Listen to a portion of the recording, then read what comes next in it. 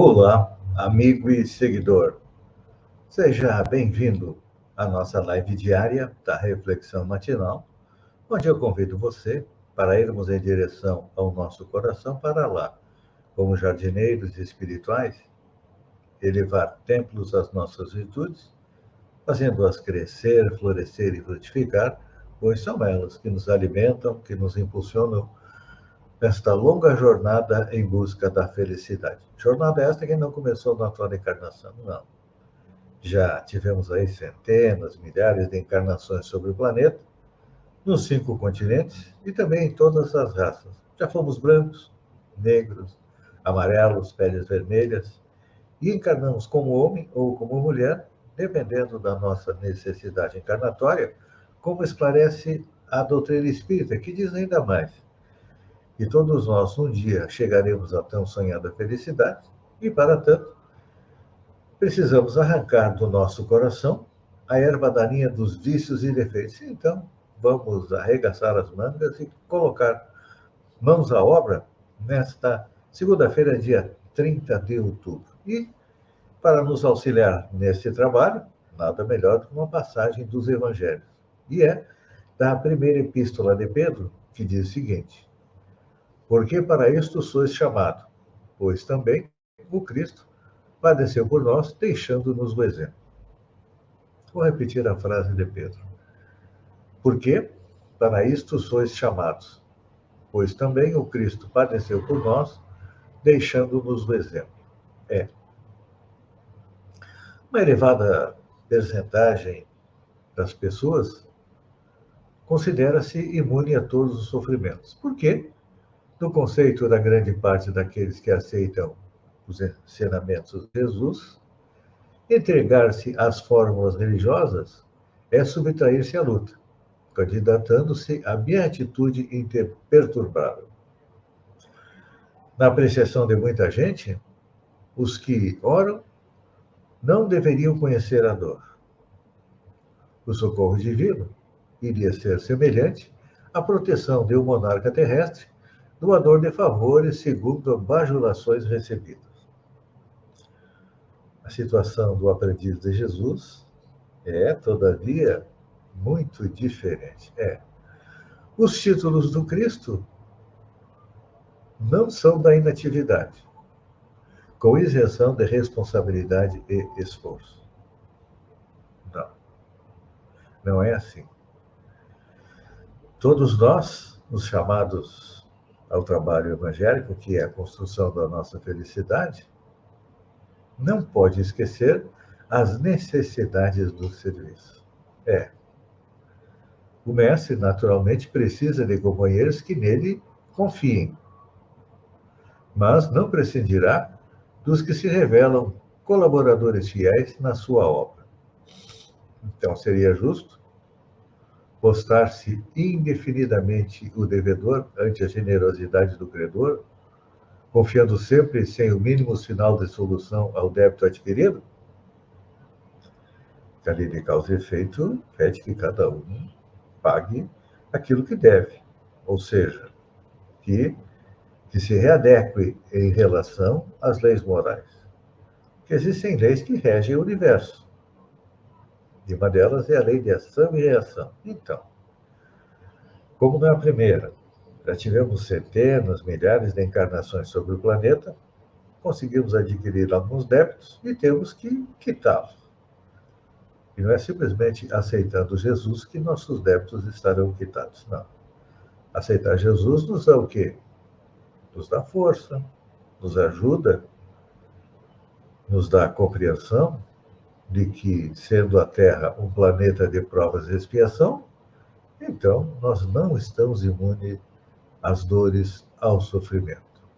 Só que Jesus nos legou uma sublime lição de vida, porque ele, sendo um espírito puro, não precisava reencarnar. E o que ele fez?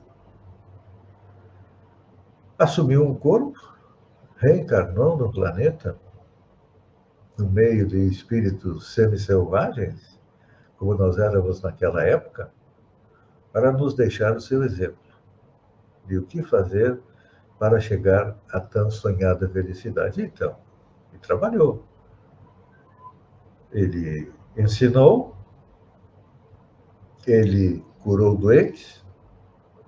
Então, cabe a cada um de nós também fazer igual a Jesus. Ele ensinou, mas nós somos aprendizes. Nós precisamos compreender as leis morais que regem o universo. E olha, elas nos foram esclarecidas por Allan Kardec na terceira parte do Livro dos Espíritos, onde estão as leis morais. Vamos relembrar elas. Primeiro, a lei de adoração e a lei do trabalho. Temos depois a lei de reprodução, conservação, destruição, sociedade. Temos a lei de progresso, a lei de igualdade, a lei de liberdade, a lei de justiça, amor e caridade. Então, quando nós conseguimos compreender essas leis e colocá-las em prática, o que é que nós vamos fazer? Aquilo que eu convido toda manhã.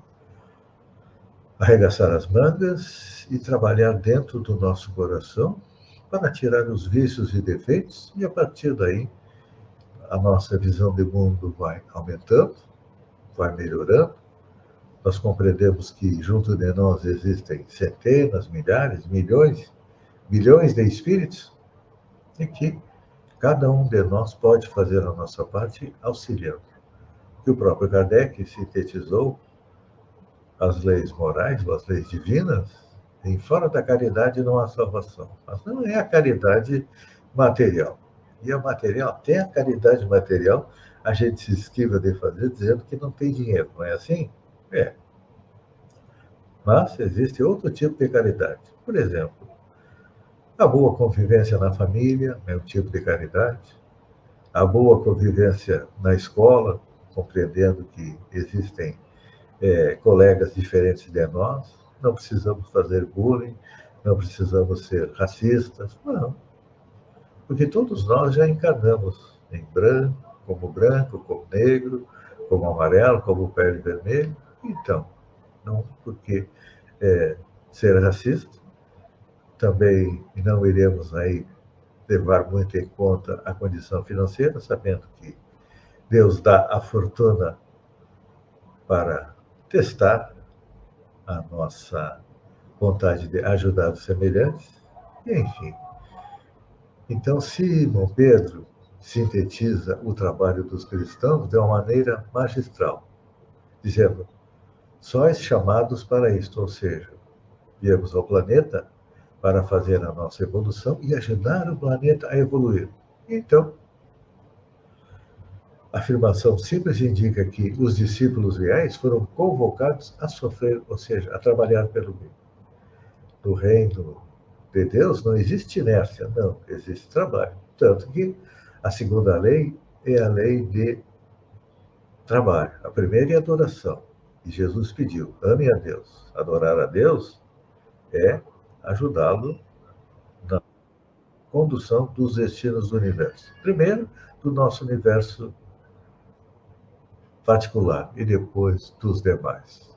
E depois temos que trabalhar pelos nossos irmãos. Pense nisso, enquanto eu agradeço a você por ter estado comigo durante esses minutos. Uma boa semana e até amanhã, no amanhecer, com mais uma reflexão matinal.